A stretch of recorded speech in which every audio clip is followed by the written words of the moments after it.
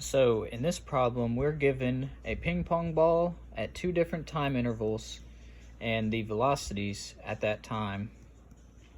And it's being acted upon by the earth, air resistance, and a strong wind. So that's all the force being acted upon it. So I'm assuming it was just dropped into some air resistance and strong wind. No one hit it with a ping pong paddle or anything. But the first question is finding the average momentum of the ball in the first time interval here. So you would just do the final minus the initial velocity and divide that by the difference in time. That'll give you the average velocity, and you need that to find the momentum, to approximate the momentum there. So you just subtract that out, divide by the difference. That gives you this here. Then you divide it out. This is your average velocity in the first time interval. And then you multiply that by the mass, which we had to change from grams to kilograms, because that's the only way that the formula works. It doesn't work when you're not in the correct SI unit.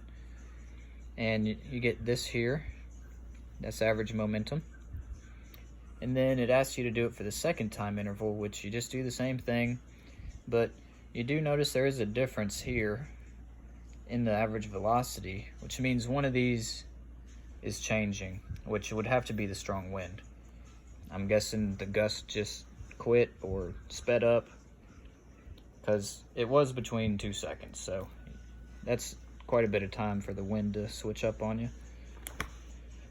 And then for C, they ask you in the time interval t equals 12.35 to t equals 14.35, which would be from the beginning of the first interval to the beginning of the second. It says, what was the average net force? So first, we already know that the change in momentum is equal to the net force times the change in time. So you just divide that to the other side to find the net force. And what you do is you take the average velocity from both intervals and divide that by the change in time, which is just 2 seconds from this one to this one. And after all the calculations, you end up with this. You got kilogram meters per second squared, which is the equivalent of a Newton.